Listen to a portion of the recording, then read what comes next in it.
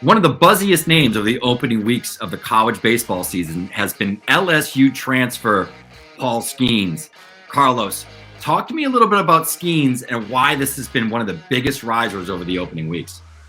Yeah, Paul Skenes has been pretty electric. I mean, looking at him on our cover here, this was the first time that I got to see him in an LSU uniform, and his transfer was one of the biggest moves over the offseason. He previously played for Air Force, was a pitcher and a designated hitter, caught a little as well.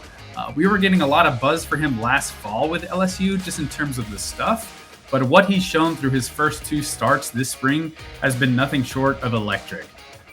Yeah, and I think you look at Skenes year over year, he's a guy that I saw back on the Cape after his freshman season with Air Force before he went out to Team USA, and actually when he came back. The thing that I've noticed the most is how much he's cleaned up in terms of the mechanics. He's much more direct to the plate, much more on time with the arm, etc. He looks great. Are these some of the same things you're hearing from scouts and sort of have seen yourself?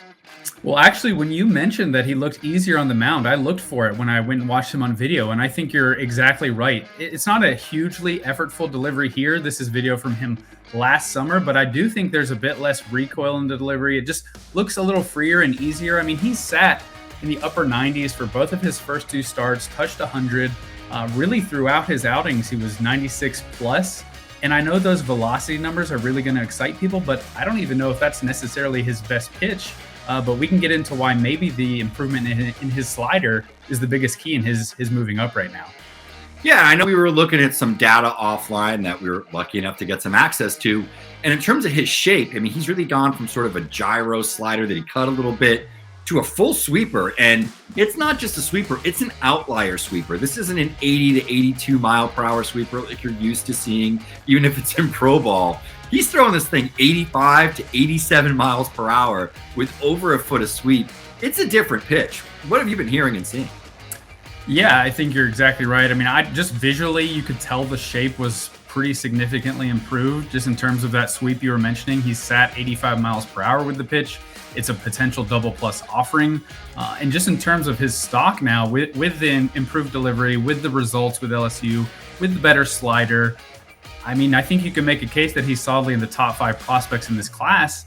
And I don't think it's crazy if he winds up being the top pitcher on the board. We've talked a lot about how Chase Dollander is the consensus top pitcher entering this season. Well, the season is here, and Paul Skenes has looked pretty dang good. And I've talked to a few people who kind of raised their eyebrows and was like, hey, if this guy is the first pitcher off the board, do not be surprised. Yeah, and I think it's remarkable when you think of where this guy came from, what the background was at a military school, how big he is physically, and the fact that he was a two-way player who caught a little bit too. And I still think he could be a good hitting prospect, but he's so good on the mound that I think most teams are just going to put him there and say, hey, go out and strike out some batters and log some innings for us. Yeah, I wouldn't go the Ohtani route with how good we've seen him, how good the pitch mix has been, the improvements. Carlos, thanks for joining me. This has been Quick Hits. Paul Skenes, tune in for the next one.